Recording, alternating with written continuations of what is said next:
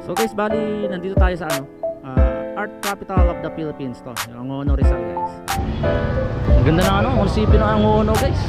Alam mo yung pagka-architecture niya, yung style ng mga pang Spanish, sa Spaniard style. Siguro nga dahil sa impluwensya ng mga Kastila, kasi dati nasakop tayo ng Kastila eh. Mga naglalaro ng chess eh.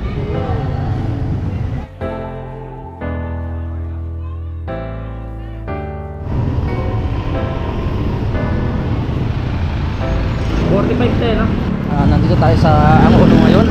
Bali may ginawa tayo. Iba talaga ang pakiramdam kapag nandito ka sa sa parting Angono guys. Alam mo yung feeling na kapag nakatira ka sa Maynila, tapos mapupunta ka sa lugar na ganito, iba yung ambience niya talaga, ang parang probinsya talaga.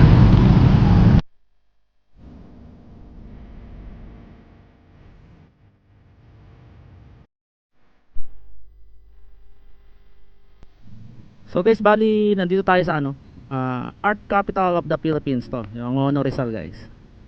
Talagang napakaganda. Iba yung pakiramdam mo no. Pwede kayong pumarada rin, pumasok.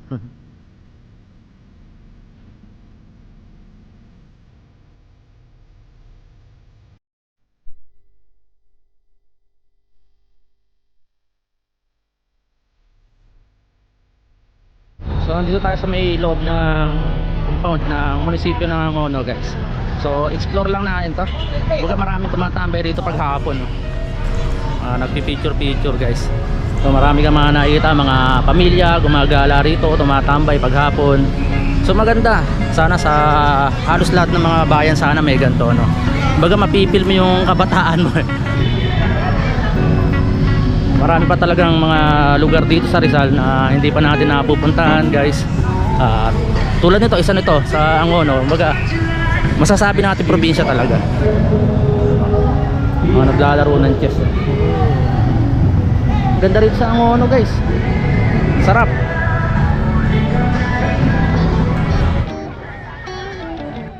Yung fire station at saka yung munisipyo talagang magkatabi lang, magkadikit. Explore pa natin yung gilid guys. Tingnan natin yung ano pa yung makikita natin dito sa Angono. Ganda. Buti naisipan natin huminto rito kasi may pinagawa tayo sa yung hinintuan natin kanina sa may Hortaleza guys. Tapos naisipan na lang natin pumunta rito sa sa bayan nila, sa pinaka munisipyo. Art Capital of the Philippines. Kung familiar kayo sa mga yung mga higante guys. So sa kanila yon, sila yung original nyon. Tawid tayo sa kabila. Yung munisipyo at saka yung ospital magkakadikit na rito. Tapos yung bangko kompleto na halos. Hindi mo na rin masasabi na liblib. Gawa ng parang syudad na rin, kumbaga parang sentro na rin. Pero yung ambience nya mararamdaman mo yung pagka-probinsya pa rin eh. Kahit sabi natin marami nang nabago, marami ng modernisasyon yung mga nangyari rito. Marami ng mga magagandang establishment. Halos kompleto, Save More, hospital, mga convenience store. Hindi ko alam kung anong meron sa may sa gym kanina eh. Tignan natin kung anong meron dito. Hindi ka pumasok rito. Tignan natin. Mga nagbabalibol parang liga, parang may liga. Yung pakiramdam na talagang bumabalik ka rin sa panahon na yung mamimiss mo yung napakasimpleng buhay lang, di ba? Kumbaga marami pa tayong pwedeng puntahan dito sa Rizal guys. Explore pa natin yan. Ang ganda na munisipyo ng Angono guys. Stig, malupit. Alam mo yung pagka-architecture niya, yung style ng mga pang Spanish, sa Spaniard style. Siguro nga dahil sa impluwensya ng mga Kastila, kasi dati nasakop tayo ng Kastila eh. Ito tingnan natin yung Rebulto ni Jose Rizal. Kasi ito sakop nga ng lalawigan na Rizal yung Angono guys. Baga kahit madilim na yung liwanag ng mga ilaw sa paligid. Alas 6 na, alas 6 pasado na ng halos gabi na. Bali, yung way naman natin ngayon, papunta tayo sa kabayanan ng ng Angono. kung saan yung nandun yung mga Save More, Jollibee, tsaka yung mga pamilihan nila, yung mga pinakasentro, di ba? Kung tawagin sa mga probinsya ay poblasyon. Yan. Halos kumpleto na talaga. So guys, so kung makikita nyo, ang daming ibon, oh. Oh, ito, may kumikislap pa ron.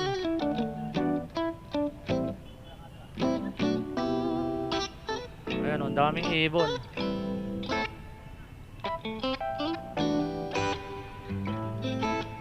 So guys, bali yung kabila na yan, ayan mismo yung pinakapalengke nila. Tapos ito, ayan, yung Jollibee, Red Ribbon. Baga, nandito na nga halos lahat. Ito kasi yung time na oras ng ano, pamimili nila para paghandaan yung hapunan, di ba? So tulad nga sinabi ko nga, marami pa tayong mga hindi napupuntahang lugar dito sa Rizal na ma-explore natin. Hindi naman natin kailangan na pumunta lagi sa mga magagandang view tulad ng mga yung mga bundok, mga overlooking, sightseeing, sa mga kapiyan. Minsan pasyalan din natin yung pinakapoblasyon para makita natin kung ano talaga yung kultura ng isang bayan, guys, di ba? Ito binabaybay natin, guys. Sakop na to ng Binangonan. Kumbaga sa mga nakaraang mga videos natin, lagi kong pinapakita na dumadaan tayo rito. Pero hindi nyo nalalaman na etong kagandahan ng kalye na to ay may mga natatago pang mga magagandang lugar na hindi natin napupuntahan. Siguro nga ay kulang lang talaga tayo sa oras. Pero kapag na-explore natin yan, guys, yung hanggat sa kasuluk-sulukan talaga ng bawat lugar sa Rizal. For example, yung pinunta natin sa Angono, Rizal, 'di ba? Yung pinaka-munisipyo nila, lumalabas yung ganda ng kanilang bayan kahit gabi. Dala ng ilaw, dagdag na rin natin yung kalinisan tsaka kaayusan ng lugar na yon. So siguro kumbaga kahit sabihin nating maliit man ang isang lugar, kumbaga maiksi lang talaga ang buhay. Kumbaga kailangan explore natin, pahalagahan natin yung oras. Yun lang munang masasabi natin. Nauubo ko gawa ng usok na jeep, no? Siguro guys, tatapusin ko na muna yung video ko rito. At siguro sana wag kayong magsawa kahit araw-araw akong dumadaan sa lugar na to.